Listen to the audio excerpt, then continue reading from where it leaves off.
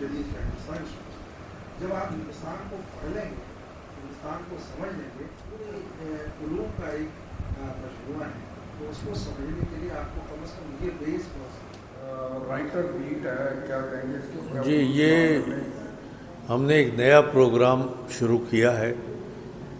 آج یہ دوسرا پروگرام ہے روبرو، یعنی ہم کسی بڑے رائٹر کو ملک سے بلاتے ہیں، ان سے سوالات کرواتے ہیں اسٹوڈنٹس کے سامنے، وہ جوابات دیتے ہیں، اور اس سے اسٹوڈنٹس کو بہت فائدہ ہوتا ہے، کیونکہ اسٹوڈنٹس جب اس ادیب کے یا اس رائٹر کے خیالات سنیں گے تو ان میں بھی ایک جذبہ پیدا ہوگا لکھنے کا، پڑھنے کا.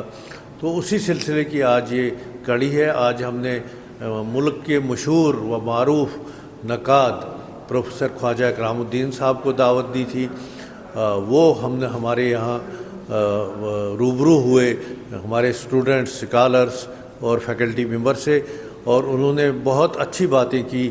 آج کے جو دور ہے، جو سوشل میڈیا کا دور ہے، اس میں اردو کس طرح سے زندہ رہ سکتی ہے، اسی طرح سے انہوں نے اے آئی میں اور اردو کے حوالے سے بات کی، اردو ٹیکنالوجی کے حوالے سے بات کی، اور اس طرح اسٹوڈنٹس نے بہت سارے سوالات ان سے کیے.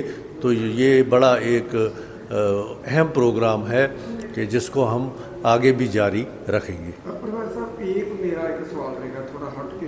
جی پروفیسر صاحب، جب سے 2019 کے بعد جو ہے ہم جموں کشمیر میں 370 ہٹی ہے، اردو کو ایک دوسری زبان کے اندر مطلب کہ جس کو مطلب سوتیلی ماں کے طور پر اس کو دیکھیے، سوتیلی ماں کی کا سلوک اردو کے ساتھ تو پہلے سے ہی ہوتا. جب یہ سرکاری زبان تھی تب بھی تھی.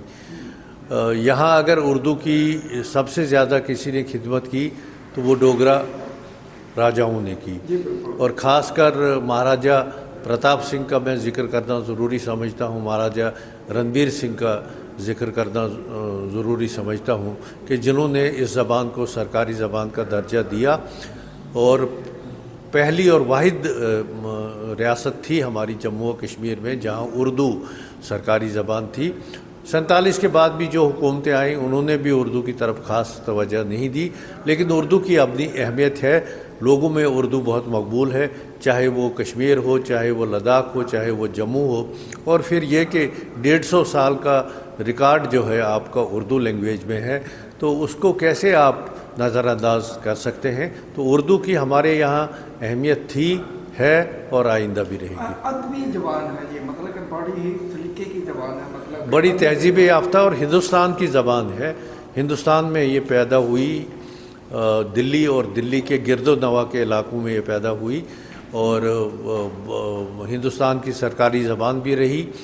اور ہندوستان کا ایک کلچر، پورا کلچر جو ہے اس زبان میں چھپا ہوا ہے، اور اس کے بغیر جو ہے ہم ہندوستان کو سمجھ نہیں سکتے ہیں. اس زبان کو سیکھے بغیر ہم پورے ہندوستان کو سمجھ نہیں سکتے. جس طرح سے جموں کشمیر کا پورا ریکارڈ جو ریونیو ریکارڈ ہے پورا اردو میں ہے، تو پچھلے دنوں جو ہے ایک بڑا بحران. دیکھیے، وہ تو بڑا یہ تو وہی ہوا نا کہ آپ انجینئر سلیکٹ کر لیجئے اور اس نے سائنس نہ پڑھی ہو، تو وہی اردو کے ساتھ تو یہ بڑا ناممکن ہے کہ آپ اردو نہ جانتے ہیں اور آپ ریونیو میں آپ کو لگایا جائے. یہ بڑا ناممکن ہے.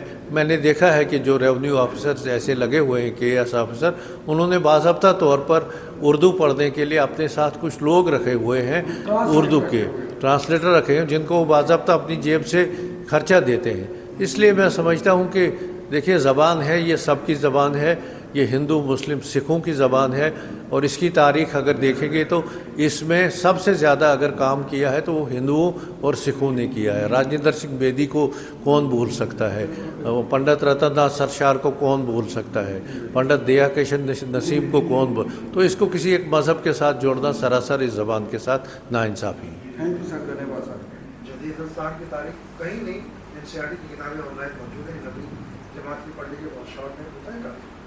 اچھا، اس کے بعد ہوگا کہ اب تک تو ان کے لکھنے کی پریکٹس نہیں تھی، لکھنے کی پریکٹس ہو جائے گی، پڑھائے کام کریں گے اگلے لیے، ہے نا. تو ان کو ماسٹر آپ کیسے بنائیں گے؟ मास्टर बनाने की ये है कि हम असातिज़ा की जिम्मेदारी ज़्यादा बढ़ जाती है कि तालिब इल्मों को प्रैक्टिकल करवाएं, यानी क्लास में पहले 5 बच्चों को, ताकि हफ्ते में सारे बच्चों को इतना मौका मिल जाए कि 5 मिनट वो क्लास में बोलने की आदत भी होगी और लिखने की आदत होगी।